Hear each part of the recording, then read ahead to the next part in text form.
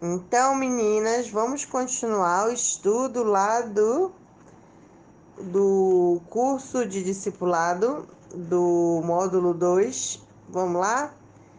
A gente estava falando sobre a nova vida, o que foi a velha vida da gente, né? O passado e a nova criação que Deus nos proporcionou, né?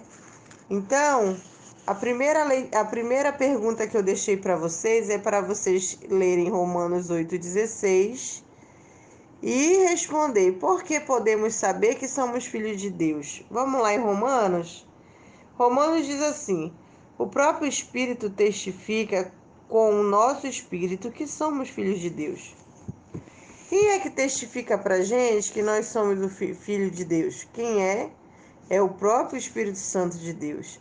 Se ele ainda não testificou para você, ore, ore todos os dias, todas as noites, suplique ao Senhor para que converta o seu coração, para que o Espírito Santo de Deus possa fazer você compreender as coisas que você não entende. E aí, o Senhor Deus, através do seu Espírito, vai fazer o trabalho no seu ser e você vai passar a conhecer o Espírito Santo de Deus. Mas isso não é você não tem que inventar, não. Isso você tem que buscar nas suas orações.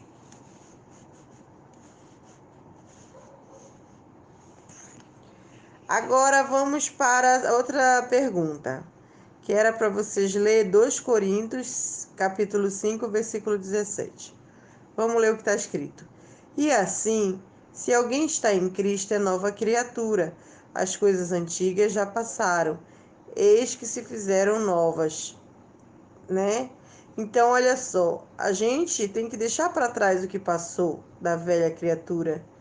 O que for que for que tenha, o que for que tenha acontecido com a gente, tem que esquecer, né? Deixar o que está para trás, deixar lá para trás. Então, a pergunta é a seguinte: de que modo é descrito a pessoa que está em Cristo? Ela deixa as coisas que para trás ficaram para trás. Então, olha aí, você já sabia dessa resposta? Vamos para outra pergunta de Gálatas 3:26.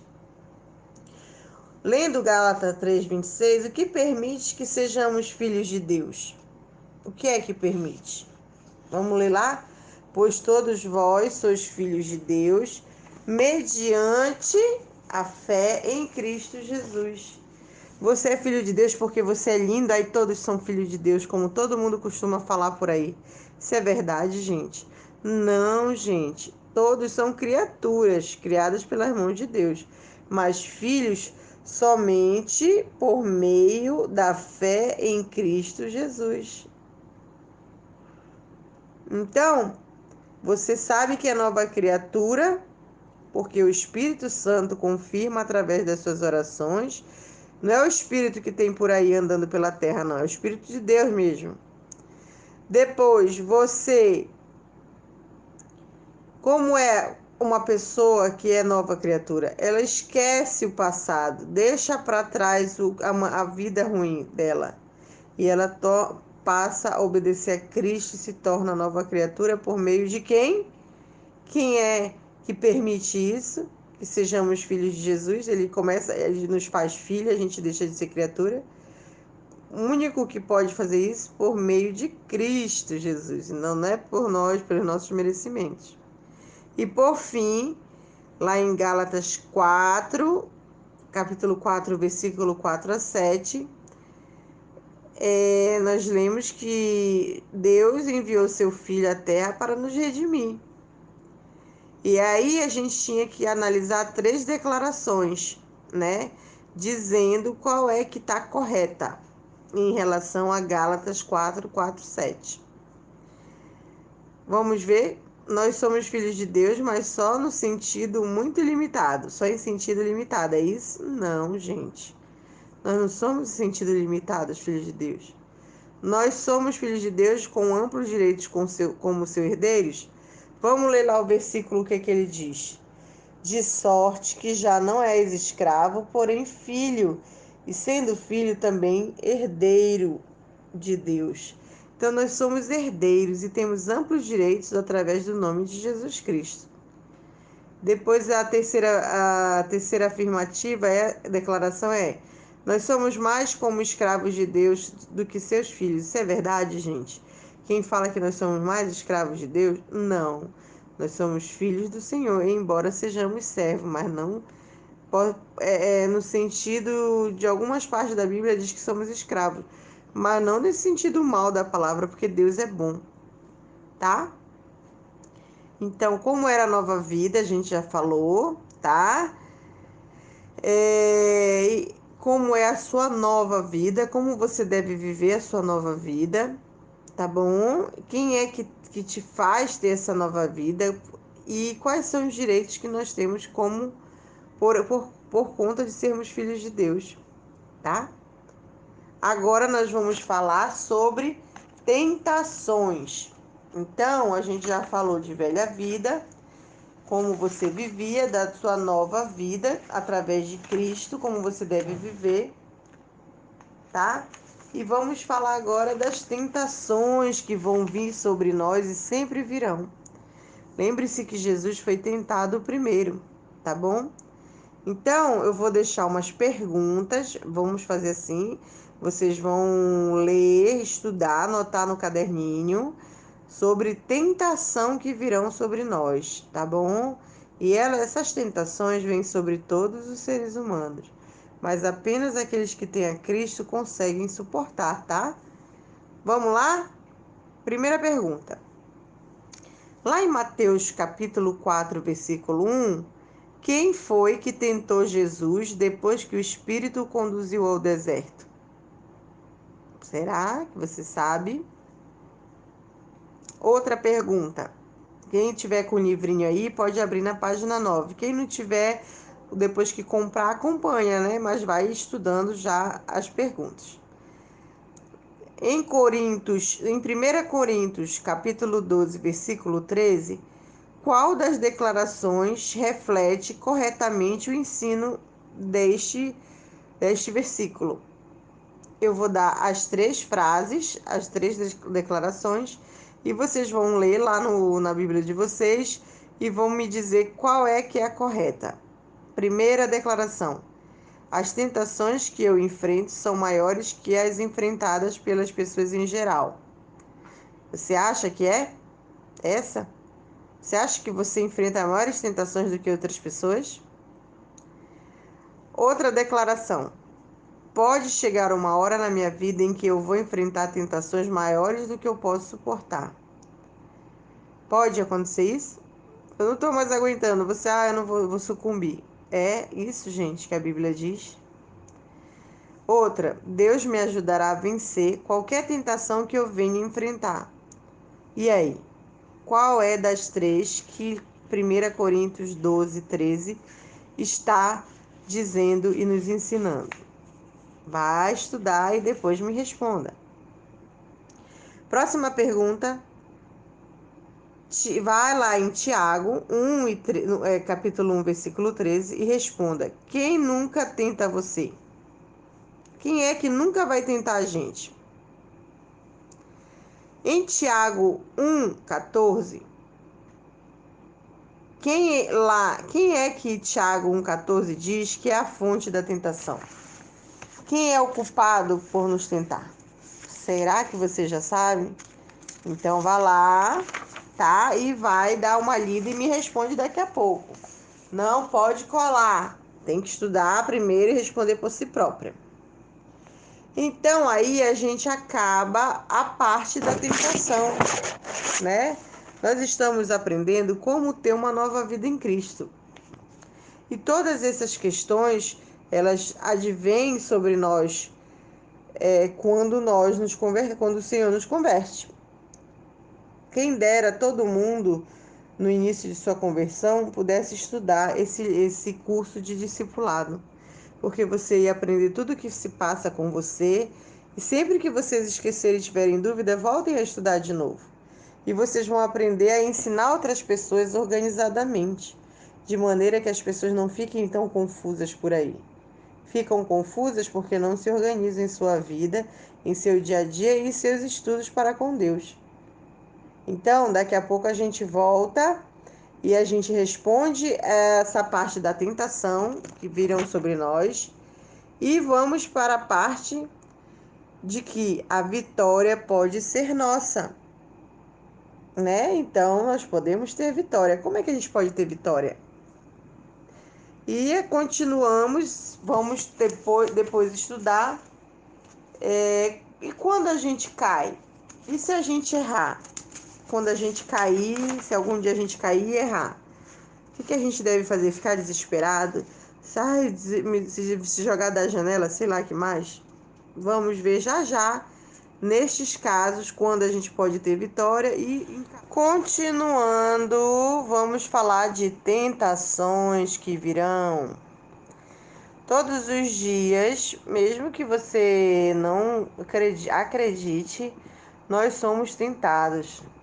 Nós somos tentados em acordar e nem ligar para que Deus exista. Se Deus existe, nós somos tentados a não agradecer de manhã, nem ligando para Deus nenhum, para nada.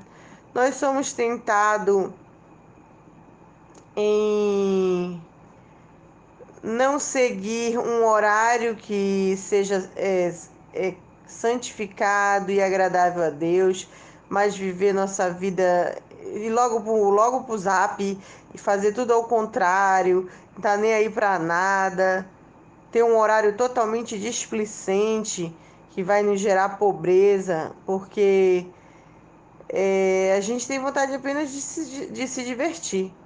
E a diversão em si ela não é pecado, mas quando ela é de maneira sem regras, sem organização de sua vida, dosando o tempo de diversão, o tempo de trabalho, o tempo de dedicação a outras coisas, você se torna displicente, né?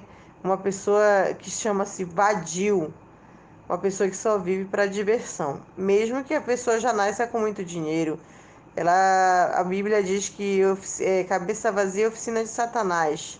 A ociosidade em excesso e a falta de disciplina e organização faz a pessoa entrar em ruína e pobreza. E não apenas de financeira que a gente está falando, mas de espiritualmente falando. Então, vamos lá ver o que é que Mateus 4:1 diz. Quem tentou Jesus depois que o Espírito o conduziu ao deserto? Vocês sabem da resposta? Diz assim: a seguir foi Jesus levado pelo Espírito ao deserto para ser tentado pelo diabo, né? Então, quem é que tentou Jesus? Já sabe a resposta, né? É o nosso acusador, é o pai da mentira, o diabo. Ele nos leva, nos tenta para trazer as maldades dele. Ele finge que as coisas que ele quer são boas, a gente cai na tentação, depois ele nos acusa, ele vira a casaca e passa a nos acusar, para ver a espécie que é esse demônio, né? Em 1 Coríntios 12:13, qual das declarações reflete mais corretamente o ensino dessa passagem? Vamos ler? Pois em um só Espírito todos nós fomos batizados em um corpo, quer judeus, quer gregos, escravos ou livres, e a todos nós foi dado de beber de um só Espírito. Então, independente de qual cor nós sejamos, de qual etnia nós sejamos, todos nós que fomos batizados em um só Espírito. Não é verdade? Pois é um só Espírito. Todos nós fomos batizados em um corpo. E nos foi dado a beber de um só Espírito. Que Espírito foi esse que nos deu a beber? O Espírito Santo do Senhor. Quando o Senhor nos converte, Ele nos dá do seu Espírito. É esse Espírito Santo que nos convence do pecado. Se você não é convencido de que você errou, de que você necessita de Cristo, é por sinal que você nunca recebeu o Espírito Santo de Deus. Se ajoelhe, ore ao Senhor e peça para que o Espírito Santo lhe convença do seu pecado, do mal que você pratica. Porque se você ainda não entende isso, você não é convertida. Você pensa ainda que pode fazer as coisas sem Deus, que você é bom suficientemente sem Deus. Então diga qual dessas três é verdadeiro ou falso. As tentações que eu enfrento são maiores que as enfrentadas pelas pessoas em geral?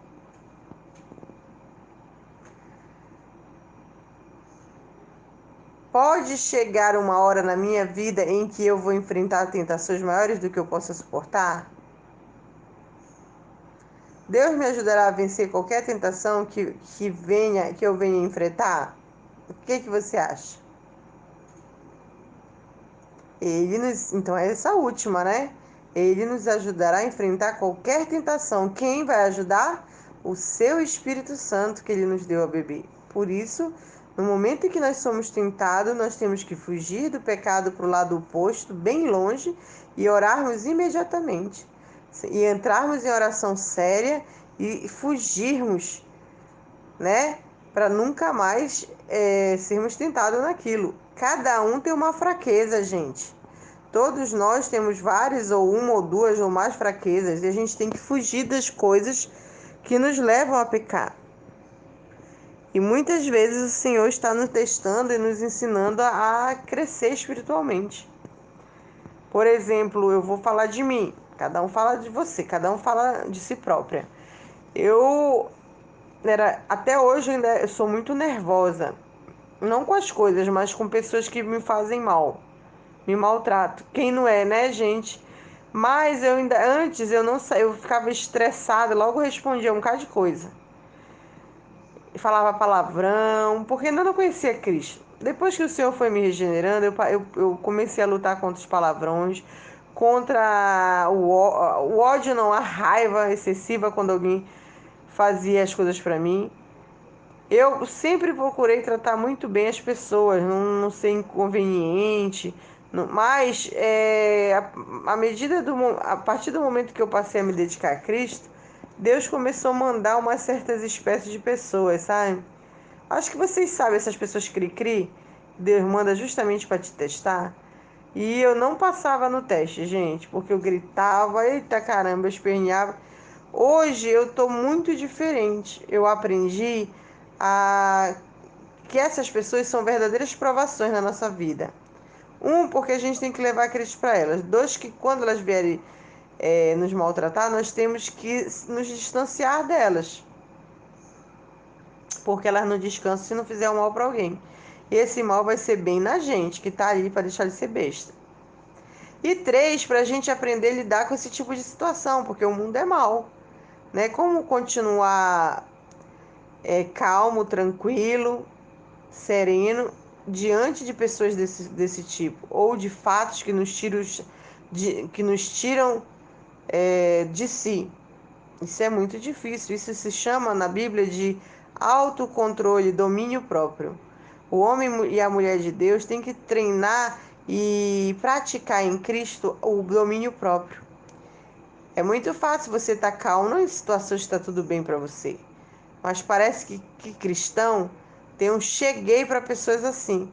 Então, nós temos que nos afastar, pregar para essas pessoas, orar por elas, mas nos afastar desse tipo de situação que vem para a gente. E se a gente não conseguir se afastar, também estamos sendo provados para ver se conseguimos manter nossa paciência e serenidade. É claro que ninguém é de ferro, mas você fica ali, fala a palavra e sai logo. Também para a gente aprender a fugir desse tipo de coisa. Muitas vezes nós estamos certos quando estamos discutindo com alguém. Mas sabe que eu já aprendi? Às vezes eu falo a palavra, a pessoa não quer mais ouvir, eu coloco o nome dela no meu caderninho de oração, no meu coração para orar e deixo ela na mão de Deus. Vamos embora. Já não tento mais provar que eu estou certa, já não tento mais provar nada. Apenas falo com amor e paciência e piedade a palavra de Deus. E deixo que Deus faça a obra, porque é Ele quem faz. Então vamos lá, continuando.